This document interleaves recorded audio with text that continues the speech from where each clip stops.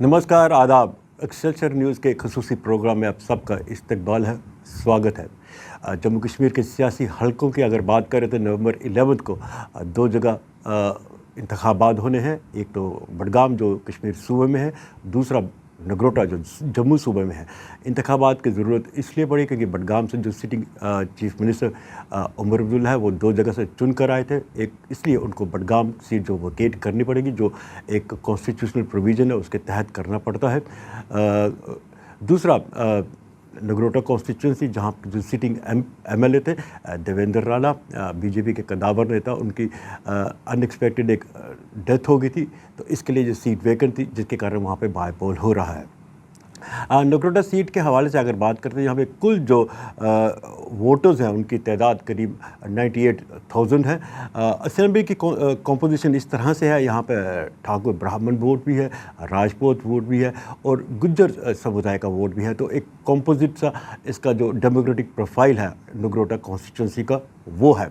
अब ये इंतखाबात इसलिए भी अहम होते हैं कि 2024 के बाद जम्मू व कश्मीर में जो एक यूटी विद असेंबली है वहाँ पे पहले ये इंतखाबात हो रहे हैं। तो ये टेस्ट करेंगे वो पॉलिटिकल वाटर वो किस तरह का है, how the things are moved after the last assembly elections and last parliamentary elections too. अब जो बीजेपी की जो उम्मीदवार हैं इस वक्त नगरोटा कॉन्स्टिट्यूंसी में, वो देवेंद्र राणा की लड़की जो है देवयानी राणा, वो पहली बार इंतखाबात लड़ रही है। हालांकि जब उनको कैंडिडेट दिया गया था तो बीजेपी के खुद कई हलकों में उनकी मुखालफत हुई थी, but going to the stature of Devendra Rana, तो ये माना जाता था कि सीट देवयानी को ही मिलेगी थी और वैसा ही हुआ। देवेंद्र राणा की अगर बात करें, उन्होंने इस कॉन्स्टिट्यूंसी को बड़े बारीकी से नर्चर किया है। इसी के कारण ये उनकी खुसूसी बात ये रही कि 2014 इलेक्शन जब पूरी हिंदुस्तान में मोदी वेव थी, खुसूसी अगर जनूबी हिंदुस्तान के हवाले की बात करें, दैट इज़ नॉर्थ इंडिया, तो मोदी वेव ने स्वीप किया था, वह देवेंद्र राणा फिर जीत के आए थे। और इसका जिक्र अब भी चीफ मिनिस्टर जो है और तब के जो भी चीफ मिनिस्टर थे उन्होंने कहा था कि मेरे कैंडिडेट्स, तब वो नेशनल कॉन्फ्रेंस से जीते थे, उन्होंने कहा कि मेरे कैंडिडेट्स जम्मू हिंदू हार्टलैंड से जीत कर आए हैं। 2024 जो लास्ट इलेक्शन थी, देवेंद्र राणा फिर इसको बीजेपी के टिकट से बीजेपी के टिकट से तब लड़े थे और उन्होंने रिकॉर्ड तकरीबन 30,000 वोट से वो इस मार्जिन से जीते थे। तो बेसिकली वी कुड रादर से कि, और इससे पहले अगर हम बीजेपी की बात करें, बीजेपी जो इस वक्त सिटिंग एमपी हैं जुगल किशोर शर्मा, वो 2002 और 2008 जब बीजेपी की बहुत कम सीटें रहती थी तब भी वो नगरोटा से जीते थे। वी कुड रादर से it's BJP plus Devendra Rana constituency, it has emerge like that. तो इसलिए वो जो हेडवे है इस वक्त वो देवयानी राणा के पास है। पर अब पूरी तरह से ये नहीं कह सकते कि she is going to win with hands down, ये कहना एक कबलस वक्त होगा। इसकी कई वजूहत है। पहली वजूहत ये है कि नेशनल कॉन्फ्रेंस का न सिर्फ इधर अपना कैडर है बल्कि इसका अपना सपोर्ट बेस भी है। हमारे सामीन को हम बता दें कि आज़ाद शत्रु सिंह जो बीजेपी के एमएलसी भी रहे और बीजेपी के उन्होंने ज्वाइन कर लिया है, वो 1996 में नेशनल कॉन्फ्रेंस के टिकट पे यहाँ से लड़े थे और जीते थे।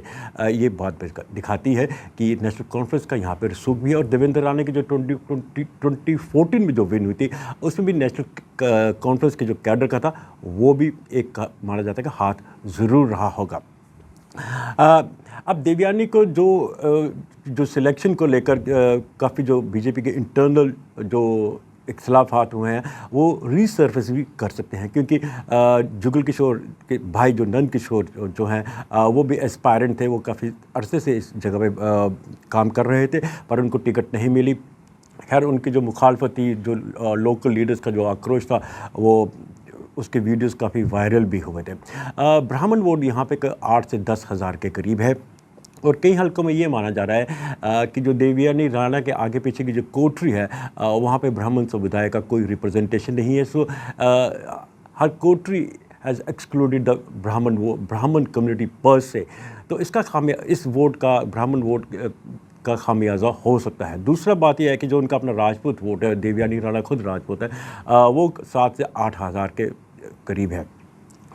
यहाँ पे हर्षदेव जो हैं वो काफ़ी 2008 के बाद कभी इलेक्शन नहीं जीत सके हैं, रामनगर से लास्ट जीते थे, मिनिस्टर रह चुके हैं, वो भी इस मैदान में उभर के आए हैं।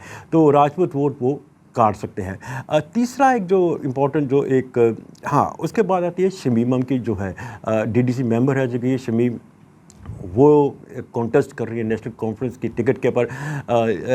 वो ख़वातीन हैं, डीडीसी इलेक्शंस जीत चुकी हैं, एनसी का अपना कैडर बेस है। दूसरा जो गुज्जर या मुस्लिम समुदाय है वो ग्रेविटेट कर सकता है एन ब्लॉक देवयान एनसी कैंडिडेट के बाद।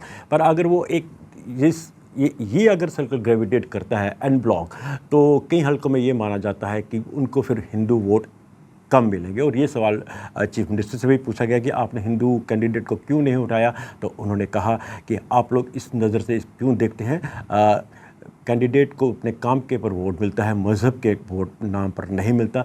पर इस वक्त जो सियासी हवा चल रही है, ये अब क्या ये रियलिस्टिक उनकी असेसमेंट है या नहीं, ये तो जब 14 नवंबर को इलेक्शन का रिज़ल्ट आएगा तभी पता चलेगा। तो शमीमा की ये एडवांटेज और डिसएडवांटेज है। और देवयानी को एक और जो कैंडिडेट जो टक्कर दे रहे हैं वो अनिल शर्मा है। ऑल जे एंड के पंचायत कॉन्फ्रेंस के चेयरमैन रह चुके हैं, काफ़ी देर से वहाँ पे काम कर रहे हैं। वो भी बैंक कर रहे हैं ब्राह्मण वोट को, जो हमने पहले जिक्र किया 10,000 के करीब। पर क्या वो उनका अपना वोट काफ़ी, क्योंकि वो उन्होंने काफ़ी मुखालफत की थी, क्योंकि वो एस्पायरेंट भी थे बीजेपी के टिकट को लेकर, तो वो अब वो एज एन इंडिपेंडेंट वहाँ पे लड़ रहे हैं। तो वो कितना एक देवयानी के वोट को, देवयानी और रादर वो इससे बीजेपी के वोट को काट पाएंगे, ये आने वाला तो 14 नवंबर को ही पता चलेगा। बट एक ज़रूर एस्टिमेट ये लगाया जाता है कि उनका वोट भी अच्छा खासा है यहाँ पे। तो इन टोटलिटी अगर हम इसको वाइंड अप करें या सम अप करें, तो इट्स पोल पोजीशन पे सबसे पहले इस वक्त देवयानी राणा है, दूसरा नंबर अनिल शमीम का है जो नेशनल कॉन्फ्रेंस की कैंडिडेट है, फिर अनिल और हर्षदेव भी जो असेसमेंट लगाई जाती है कि वो मैदान में कितने वोट लगाएंगे, पर लड़ ज़रूर रहे हैं। सबसे बड़ी बात लास्ट में ये है कि इम्पॉर्टेंट बात ये है कि ये भी टेस्ट होगा लोकल लीडरशिप का, वो कितना वोट को ग्रेविटेट कर पाएंगी। तो अगर, क्योंकि ये पहले इंतखाबात हो रहे हैं जम्मू व कश्मीर में, जहाँ पर तो ना सिर्फ प्राइम मिनिस्टर वज़ीर-ए-आज़म, ना सिर्फ वज़ीर दाखिला होम मिनिस्टर अमित शाह ने कोई कैंपेनिंग की है, ये कैंपेन ही सारी ग्रेविटेट की है लोकल लीडरशिप और लोकल एमपीज़ को लेकर। तो अब क्या उनकी लोकल लीडरशिप, लोकल जो उनकी जो पार्टी वर्कर्स हैं, क्या वो अपने दम पर इतना वोट खींच पाएंगे कि जो देवेंद्र राणा का रिकॉर्ड है उसको मेंटेन करें या उसको सरपास करें? यही एक लिटमस टेस्ट होगा। अगर इस वोटिंग में कुछ, अगर रिकॉर्ड मार्जिन में जो अगर डिप आया, तो that will signal that something is not going और something is not going right as far as the BJP is concern on the ground situation. तो ये एक मोटा analysis of what is happening on the Nagrota constituency and what are the merits and demerits of the contesting candidates. तो अब जब 14 नवंबर को ये इंतखाबात के नताइज सामने आएंगे, तो फिर हम आपसे एक बार फिर मुखातिब होंगे। Thanks a lot for watching it.